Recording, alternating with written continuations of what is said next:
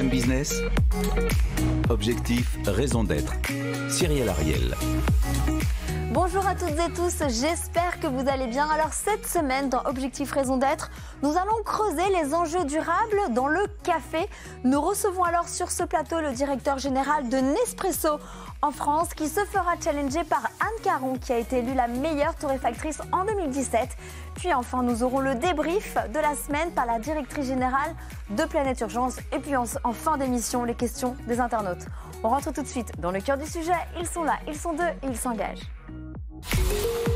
BFM Business, objectif, raison d'être. Les entreprises face aux défis de la RSE.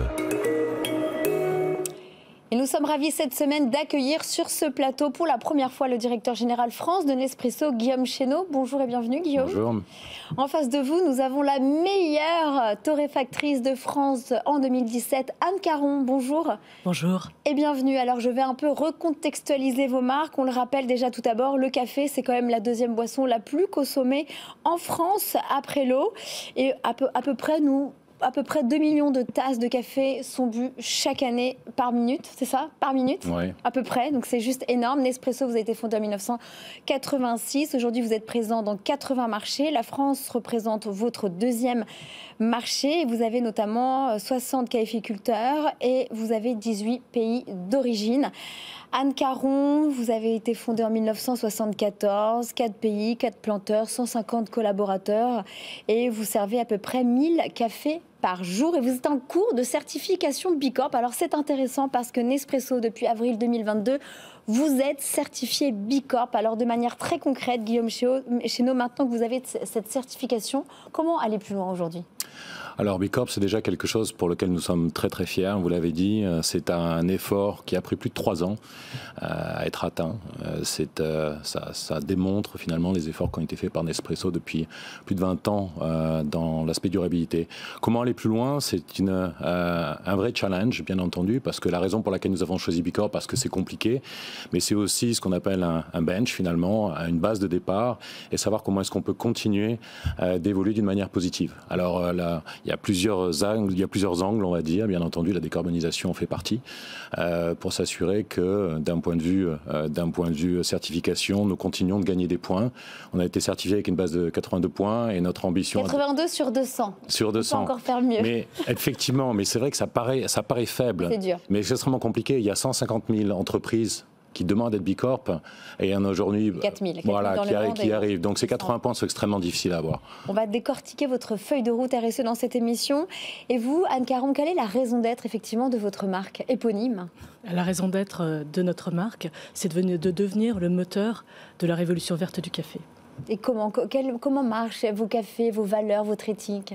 En fait, je suis dans le café depuis plus de 20 ans. 1974. Le café, c'est une passion. Et bien sûr, au travers de ma démarche, j'ai accompagné les cafés pour accompagner une démarche vertueuse depuis le producteur, depuis la cerise de café jusqu'à la tasse. Alors, de manière très concrète, on rentre dans le vif du sujet. Vous, chez Nespresso, on va dire, on vous a déjà reçu à peu près il y a 18 mois. Vous parlez beaucoup de recyclage d'aluminium. Forcément, c'est là-dedans que vous faites votre business avec vos capsules. Et vous misez sur le recyclage, notamment vous avez misé sur des machines à courant de Foucault. Vous misez également sur les points de collecte. Comment ça se passe aujourd'hui, effectivement, le bilan des campagnes de collecte? Parce qu'en fait, aujourd'hui, quand on parle de Nespresso, tout le monde vous pointe du doigt, effectivement, sur les capsules. Qu'est-ce que vous aimeriez répondre? Parce que vous choisissez ça. Et vous pouvez du coup parler de cette innovation qui arrive sur le marché très prochainement. Oui, alors il y a 2 points. Déjà, pourquoi la capsule en aluminium déjà c'est le choix qui a été fait en 1986 pour créer une consommation de précision. C'est-à-dire que il y a certaines idées reçues sur la manière de consommer le café. La capsule en aluminium recyclé, effectivement, c'est un point qui permet de concevoir et de consommer le café d'une manière très sustainable. C'est 24% d'impact carbone en moins qu'une machine broyeur à grains, par exemple. Parce qu'on utilise uniquement la bonne dose de café, la bonne dose d'eau et la bonne dose d'électricité pour consommer la machine. Donc vous dites, attendez, Guillaume Chénaud, vous dites que par exemple par rapport à une machine à grains, vous polluez moins. Absolument, absolument. Un impact carbone, c'est 24% de moins sur une tasse de café. Et ça fait partie des idées reçues, c'est pas Nespresso qui le dit, ce sont des études externes faites par Cantis qui nous permettent d'affirmer ça. ça. Après, qu'est-ce qu'on fait? Parce qu'effectivement, il faut bien entendu pas s'éloigner du problème du recyclage et de la circularité. On a l'ambition d'accélérer ce recyclage. Aujourd'hui, 90% des Français ont accès de manière directe ou indirecte à un recyclage. Donc, soit par des points de collecte, soit dans la poubelle assez... Et quid des 80 pays? Parce que vous êtes présent sur 80 marchés. Comment on fait des campagnes de recyclage? Parce qu'en France, on va dire qu'on est peut-être des plus ou moins bons élèves, mais dans vos autres 79 autres pays? Alors, je ne vais pas pouvoir parler pour tous les pays, mais d'une manière générale... Non, mais d'une manière générale, c'est un effort constant. J'ai fait ma carrière dans plusieurs pays chez Nespresso. Je peux vous garantir que c'est vraiment le focus principal. Au Brésil, par exemple? Alors, au Brésil, ça ne fait pas partie de mes pays. Mais Colombie, par contre, alors en Colombie? Non, alors non plus. Mais je peux vous parler de la Suède, je peux vous parler de UK. Au UK, on recycle... C'est moins exotique. Plus de 50% des capsules aluminium au UK sont recyclées grâce aux efforts faits par Nespresso, par exemple. Anne Caron, on dit qu'ici, le café en grains reste plus polluant. Alors à 99% en grains, et je fais quelques capsules.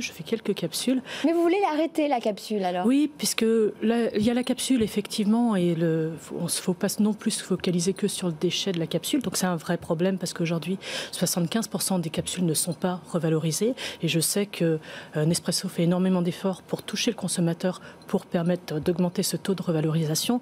Mais la capsule, la problématique et le sens global, c'est l'impact carbone qu'elle crée, en fait, quand on voit le schéma global de fabrication de la capsule. Donc je préfère le café grain, bien sûr, et le broyeur automatique, mais ça dépend. Parce qu'on parlait d'impact du broyeur automatique, et vous parliez de la quantité de café qu'on met, mais cette quantité de café, elle peut se régler, sachant que pour faire un espresso, un véritable expresso, il faut 7 grammes de café. Alors vous en pensez quoi, Guillaume Fesneau? Écoutez, c'est un bon point. L'étude est liée sur une tasse de café expresso, donc je pense qu'on pourra partager nos sources et nos informations. D'une manière générale, je pense que ce soit tous les caféiculteurs et tous les torréfacteurs aujourd'hui ont la même ambition, finalement, c'est de protéger cette filière du café, s'assurer qu'elle ait le moins d'impact possible et surtout protéger, bien entendu, non seulement les torréfacteurs et les entreprises business, mais aussi effectivement les caféiculteurs, parce que l'un des enjeux, je pense, de part et d'autre, c'est effectivement d'essayer de limiter les risques. Et on sait que l'impact carbone aujourd'hui et tout le réchauffement climatique a un impact sur les cultures café dans le monde. Et on sait que jusqu'à 50% des terres de café aujourd'hui seront peut-être plus disponibles dans 2050. On va en venir avec les sols vivants, avec le bio, etc. Mais j'aimerais poser les questions qui reviennent sans doute, et ça vous le savez, je ne vous l'apprends pas. Quid aujourd'hui du café en grains? Quid de vos capsules compostables? Donc ça sort. Donc vous êtes vraiment en réflexion chez Nespresso là-dessus, sur ce déchet de la capsule. Absolument. Alors il y a deux manières. La capsule qu'on a compostable à la maison, et c'est important, compostable à la maison, c'est donc on a lancé ça. En combien de temps? Alors, le temps, ça dépend du système de compost. C'est extrêmement variable en fonction des types de compost. Ça prend généralement plusieurs mois. Mais malgré tout, l'idée, c'est de donner un choix à nos clients. Les gens pourront faire le choix à partir du printemps, au moment où nous lançons notre capsule compostable, d'avoir effectivement une capsule compostable à la maison ou d'utiliser l'aluminium. Moi, par exemple, à Paris, j'ai pas accès à un système de compost à la maison et j'ai pas accès. Vous ramenez chez Nespresso? Vous faites comment? Non, je pense que moi ce que je fais aujourd'hui, je la mets dans le bac jaune. Donc à Paris, si vous êtes à Paris, vous avez la possibilité de recycler votre capsule en aluminium avec un simple geste de la mettre dans le bac jaune tous les jours. Est-ce qu'on pense à la capsule rechargeable chez Nespresso ou pas du tout? Parce que ça casserait votre business model, parce que vous devriez passer au café en grains. Ah non, il y a un élément qui est vraiment très important sur le rechargeable, c'est qu'elles sont pas finalement airtight. J'ai du problème un peu que le français, mais elles sont pas sous univers, elles vont être oxydées, parce que l'idée d'une capsule Nespresso, c'est qu'elle ne soit pas oxydée, donc dans un environnement sans oxygène. Donc si vous faites votre capsule toute seule à la maison, vous allez avoir de l'oxygène, votre café va être oxydé, il n'aura pas la qualité escomptée. Est-ce que vous avez des questions, Anne Caron, là-dessus? Oui, ça m'intéresse beaucoup. Du coup, la capsule home compostable, je trouve que c'est une technologie qui est passionnante et c'est un vrai enjeu, réussir à associer les deux, c'est-à-dire à la fois préserver le café, comme vous l'avez dit, qu'il ne s'oxyde pas, garder la technologie de la capsule Nespresso et obtenir un bon café. Je trouve que c'est un enjeu qui est passionnant. Moi, j'ai une petite question parce que vous avez beaucoup communiqué sur la revalorisation de l'aluminium et notamment, vous avez dit faire des vélos avec des capsules d'aluminium. Je trouve ça passionnant. Combien vous en avez fait? Alors, je n'ai pas le chiffre en tête, pour être très honnête, mais j'étais au tout départ du projet, puisque j'ai eu une partie de ma carrière en Suède, et ces vélos, Vélosophie, viennent effectivement de Suède. Donc, ce sont des vélos qui sont faits avec une partie de capsules recyclées, bien entendu. Toujours en construction ou c'était uniquement dans un pays pilote? Alors, c'était dans un pays pilote, mais ils ont été commercialisés dans la totalité des pays où il y a la présence de Nespresso. Donc, c'est vraiment... Dans les 80 pays? Alors non, peut-être pas, mais dans une très grande partie. Après, l'idée, c'était pas de faire un business dans le vélo, comme on a fait des chaussures aussi en collaboration avec Zeta, avec des semelles à base de café. C'est vraiment de démontrer un maximum auprès de nos consommateurs ce qu'on peut faire avec du marque de café, de sensibiliser les acteurs du café à cette circularité finalement. Moi, j'ai une question pour vous également chez Nespresso. Vous êtes une grosse entreprise et du coup, vous avez le pouvoir, la puissance d'avoir des influenceurs qui ont une certaine notoriété. Ouais. Georges Clooney, Jean Dujardin, Chiara Ferragni, notamment en Italie, ou encore Camille Cottin. On les voit, hein, voilà, ils jouent le jeu, ils sont dans vos campagnes, ils publient dans leurs stories une nouvelle machine à café. Vous êtes présent au Festival de Cannes 2022, etc. Quand est-ce que vous allez vous servir, on va dire, de leur notoriété, de leur influence pour, on va dire, le côté sustainable, sur le côté recyclable, sur le développement durable, peut-être sur le café bio? On le fait déjà. On le fait déjà. Dites-nous tout, alors j'ai pas dit tout. De manière évidente, pas suffisamment, parce que tout le monde ne le voit pas. En tout cas. Ah, si, Chiara, si vous regardez son feed Insta, sur Instagram, il y a effectivement un support et un push sur la partie recyclable avec le sac de recyclage.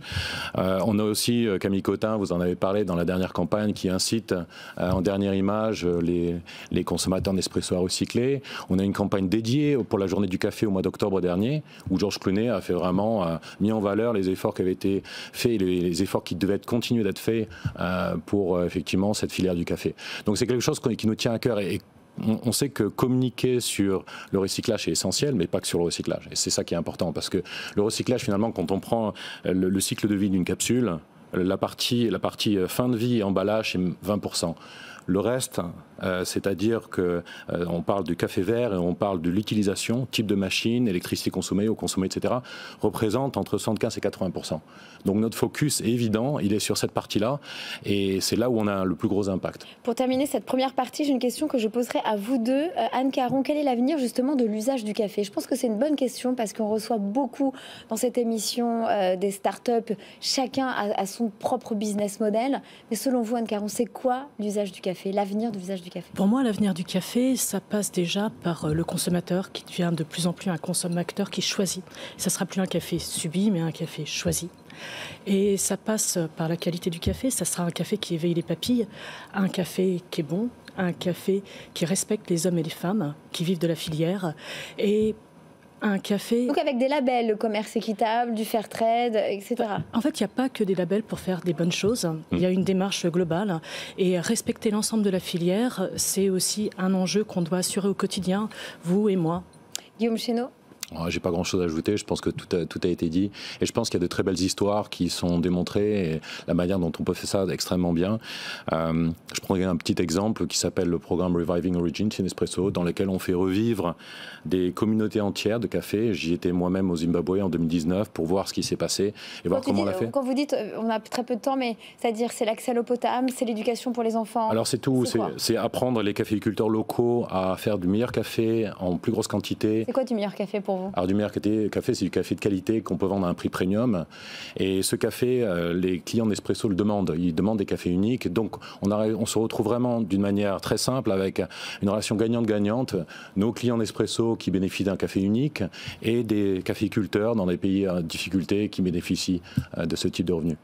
Merci beaucoup à vous deux. Il est temps de passer au débrief de la semaine. BFM Business. Objectif, raison d'être. Le débrief. Et nous accueillons cette semaine sur ce plateau, en tant que débriefeuse de la semaine, la directrice générale de Planète Urgence, Amandine Hersant. Bonjour Amandine. Bonjour.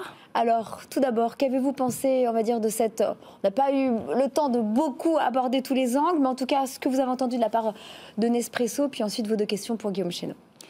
Eh bien, moi, je vois un secteur qui est en train de changer, qui est en train d'évoluer très, très fortement, et vous êtes tous les deux les exemples. Je vois Nespresso qui s'engage sur B Corp, qui est SBTI, qui fait un gros travail sur son approvisionnement, qui a envie d'aller plus loin sur le sujet des capsules.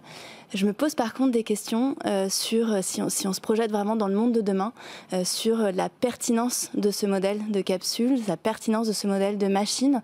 On sait qu'on a besoin de produits de plus en plus locaux, on a besoin d'approvisionnement extrêmement local, on a besoin de réduire la logistique, réduire le packaging. Et aujourd'hui, on voit des cafés qui font Brésil, Suisse, Brésil. On voit des capsules qui sont toujours très importantes et il reste une partie qui n'est pas recyclée. Du coup, en tant que DG, c'est quoi pour vous le modèle de demain? Vers quoi vous avez envie d'emmener Nespresso pour être cohérent avec le monde? Alors je pense qu'on est cohérent avec le monde. Les cafés Nespresso et les cafés en général sont produits dans des pays qui sont bien entendu loin de l'Europe. C'est quelque chose qui est incontournable, un peu comme le cacao ou d'autres matières premières finalement. Donc cet acheminement du Brésil par exemple vers la Suisse est important et ça fait partie des points sur lesquels on travaille. On a parlé de consommation de précision. Je pense que c'est cet angle qu'il faut tenir compte. Une tasse de café Nespresso fait partie des moyens tout à fait écologiques de consommer du café. Après le traitement, et j'ai parlé un peu tout à l'heure de la chaîne de valeur, de l'impact carbone, et ce qui concerne les 20% restants, à savoir la deuxième vie, la seconde vie d'une capsule et l'emballage lui-même, finalement, sont une partie infime. Donc le traitement, bien entendu, c'est notre priorité de cette partie-là, pour diminuer cette chaîne de valeur. Mais l'impact le plus important, c'est dans les fermes, l'impact le plus important, c'est la manière de consommer. Ces machines auxquelles vous faisiez référence, en fait, votre référence, sont des machines qui font partie des machines les plus écologiques. Une machine espresso s'arrête automatiquement, consomme une quantité électrique infime et la quantité d'eau juste limitée pour pouvoir consommer et faire une bonne tasse de café à la maison. Donc, statistiquement et factuellement, cette machine espresso fait partie des meilleures machines sur le marché aujourd'hui. J'ai une deuxième question qui concerne le sujet du carbone et du climat. Vous avez été attaqué dernièrement par Cash Investigation, puisque la compensation carbone est de plus en plus décriée, et globalement, c'est Nespresso, mais c'est beaucoup d'autres entreprises. On sait qu'on a une compensation qui fait un +1, -1 égale 0, je suis net et donc je n'ai pas à me préoccuper de ma réduction potentiellement. Donc il y a un gros enjeu de d'abord réduire, et Planète Urgence fait partie de tout un collectif avec la Net Zero Initiative, beaucoup d'ONG qui militent pour passer sur de la contribution carbone. On va réduire ses émissions et après on va contribuer au maximum de ce qu'on peut, aussi en dehors de sa chaîne de valeur, pour être en capacité de contribuer sur les enjeux mondiaux du carbone. Vous en êtes où sur cette thématique? Alors, Cash Investigation, juste pour ce point très rapide, c'était pointer du doigt, d'une manière très juste, certains gaps potentiels sur un partenaire avec qui nous travaillons. Depuis, nous avons lancé un audit interne externe pour vérifier effectivement si ces allégations tiennent la route ou pas. Donc, on regarde ça très au sérieux, on prend ça très au sérieux bien naturellement. Après, pour tout ce qui est de la compensation carbone, ça fait partie des routes pour lesquelles nous avons commencé à travailler. Notre objectif n'a jamais changé depuis 20 ans, c'est la réduction. En l'espace entre 2009 et 2020, nous avons réduit de 24% notre production de carbone par tasse de café. Donc c'est bien entendu quelque chose que nous prenons très au sérieux. Ça reste de très très loin l'ambition primaire, avec l'ambition des agréments de Paris de passer à net zéro en 2050 et si possible, le plus rapidement possible, d'ici 2035. Donc notre ambition et volonté n'a jamais été de faire un +1 -1 d'un côté. Bien entendu, c'était plus la volonté de maximiser l'impact au plus court terme, tout en travaillant sur la réduction de l'impact carbone et décarboniser, bien entendu. Je pense qu'il y a un vrai enjeu de communication, effectivement, et de comment est-ce chaque entreprise a en capacité d'avoir la juste mesure sur sa contribution à la neutralité mondiale. Et ce que je disais tout à l'heure, juste avant qu'on rentre dans le plateau, on apprend tous en marchant aujourd'hui. On est tous en train de comprendre comment on peut faire, comment on peut avoir le meilleur impact. Moi, mon ambition, ma vision, c'est de se donner un objectif très ambitieux, justement, et de travailler et d'apprendre pour avoir le plus d'impact. Et de sensibiliser vos égéries, vos ambassadeurs. Par la même occasion. Merci infiniment Amandine Hersant pour ce débrief de la semaine. Il est temps de passer maintenant à vos questions avec les questions des internautes. BFM Business, objectif, raison d'être. Les questions des internautes. Et comme chaque semaine, on accueille ma consoeur Rebecca Blanc-Lelouch pour les questions des internautes. Et on va commencer avec Franck N. Je précise parce qu'il y a 2 Franck aujourd'hui.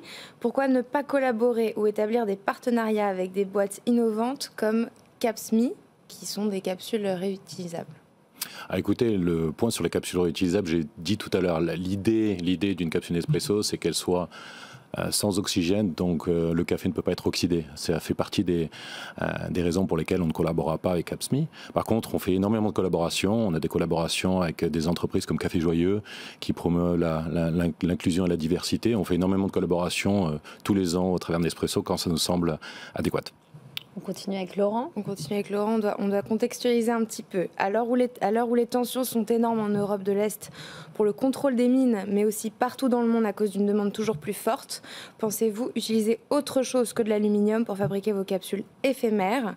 Il précise qu'en 2018, la production mondiale d'aluminium représente 2,05 tonnes par seconde, soit 64 millions de tonnes par an. Au rythme de la consommation actuelle d'aluminium, les stocks de bauxite, dont l'aluminium est extrait, risquent de s'épuiser d'ici un siècle. Les Français utilisent plus de 20 kilos d'aluminium par an. C'est de la précision. Alors ma réponse ne sera pas aussi précise, mais ce que je peux vous dire aujourd'hui, c'est que la manière dont sont fabriquées nos capsules, elles sont faites avec 80% d'aluminium déjà recyclé. En fait. Donc on n'utilise pas d'aluminium, on en utilise très peu et de moins en moins. Notre volonté, c'est bien entendu la circularité, donc utiliser l'aluminium. Pourquoi l'aluminium aujourd'hui? Parce que c'est ce qui permet d'avoir la meilleure barrière et la meilleure protection du café. Alors on cherche des possibilités, on a parlé du compostable à la maison que nous avons lancé, donc avec l'ambition bien entendu d'augmenter cette partie contre l'aluminium. D'ailleurs sur vos 80 marchés, dans combien de marchés vous allez l'utiliser, enfin la lancer cette capsule compostable à domicile? Compostable à domicile, on est très chanceux. La France et la Suisse sont les deux marchés de lancement et ça se passe au printemps 2023. On poursuit avec Héloïse. Nespresso vient d'être pointé du doigt par Cache Investigation. Qu'aimeriez-vous leur répondre? Écoutez, j'ai déjà répondu. Mais là, de manière globale, c'est comme si on vous donnait le droit de réponse en disant voilà. Oui, alors écoutez, pour moi effectivement, je suis ravi d'avoir les médias qui s'intéressent à ce qu'on fait et comment ils le font. Donc s'ils auront fait remonter quelque chose qui est effectivement un challenge pour Nespresso ou pour un partenaire avec qui on travaille, avec qui on s'engage, ce qui a été le cas cette fois-ci, nous regardons le détail, c'était il y a 1 semaine et demie, donc on se laisse le temps de regarder et d'être juste dans notre vue. On prend les choses très au sérieux, on a un audit interne et externe pour pouvoir vérifier tout ça. Et si ça s'approuve, dans ces cas-là, vous allez changer de fournisseur, c'est ça? Écoutez, on va voir, on prendra les mesures en conséquence. Ouais. On continue. Franck R, cette fois-ci. Pensez-vous mettre un QR code sur le packaging de vos dosettes Nespresso pour faciliter et présenter vos valeurs éco-responsables et empreinte carbone à vos consommateurs? Alors c'est une excellente idée. On a beaucoup de QR codes chez Nespresso, il y en a en boutique, il y en a sur le website, il y en a partout. Effectivement, pas sur les étuis. Et j'ajoute qu'on peut tracer, plus de 80% de nos cafés sont traçables jusqu'à la ferme. Donc en fait, on a vraiment la possibilité d'aller beaucoup plus loin dans notre démarche et d'expliquer ce que Nespresso fait au jour le jour. Donc c'est envisageable? Oui, pourquoi pas. Et puis on termine avec Sébastien. Serait-il possible un jour de voir des personnes en situation de handicap dans vos stores, chose réussie avec succès chez Café Joyeux par exemple? Alors c'est un peu l'ambition. Je ne vais pas parler trop vite, mais Yann Bucaille, Café Joyeux, et nous sommes en discussion pour effectivement, je pense qu'il n'y a pas de secret. L'idée, c'est pas que Café Joyeux s'expande le nombre de cafés, c'est qu'ils arrivent à opérer une transition de personnes en situation de handicap dans le monde du travail en dehors de Café Joyeux. Et bien entendu, ça fait partie des idées sur lesquelles on échange régulièrement, pas plus tard que la semaine dernière avec Yann. Ce serait une logique, parce que comme vous avez commercialisé leur café, ça serait une logique. Absolument, et puis on soutient, ça fait partie, on ne l'a pas fait pour l'argent, on l'a fait parce qu'on avait réellement envie de le faire. On reverse les bénéfices à Café Joyeux. Donc pour nous, c'était une cause vraiment extrêmement importante et on a envie d'aller beaucoup plus loin. Donc moi, j'ai aucun souci et c'est quelque chose qu'on va faire demain, employer des personnes en situation de handicap qui passent d'un Café Joyeux à une boutique Nespresso ou ailleurs d'ailleurs. Quel est le taux d'ailleurs de personnes en situation? Oui, que vous employez-vous des personnes en situation de handicap en interne chez Nespresso? Si oui, est-ce que vous avez un taux? Alors chez Nestlé, c'est plus de 6%, 6,5% Nestlé France. Chez Nespresso, c'est moins, mais on y travaille bien entendu. On a un vrai challenge aujourd'hui. Nos métiers aujourd'hui sont des métiers qui sont complexes et qui permettent très très peu finalement un transfert de personnes en situation de handicap. Mais on ne se satisfait pas de cette réponse. Donc en fait, ça fait partie de mes chevaux de bataille et ça fait partie des choses grâce avec à Café Joyeux, mais pas que d'ailleurs, sur lesquelles on travaille de manière très active. Est-ce que vous avez un taux de parité? Alors écoutez, taux de parité, oui. 60% des femmes chez Nespresso sont des femmes, 60% niveau cadre et plus, et 50% dans mon comité de direction. J'espère que j'ai répondu à la question. Oui, et j'ai envie de dire, même dans les pays d'origine, c'est souvent les femmes en plus qui sont dans les champs. Effectivement, mais vous voyez, et Chiara Ferragni, du coup, fait partie des ambassadeurs aujourd'hui qui poussent terriblement bien ce message de féminisme et d'empowerment. Et elle a porté ce message très très fortement pour Nespresso, justement. Puis, dernière question de Sébastien. Avez-vous mis en place des solutions sociales pour vos récoltants, justement, dans les pays d'origine, sachant que vous en avez 18 ? Oui, alors on a bien entendu le programme AAA qui est un programme très large.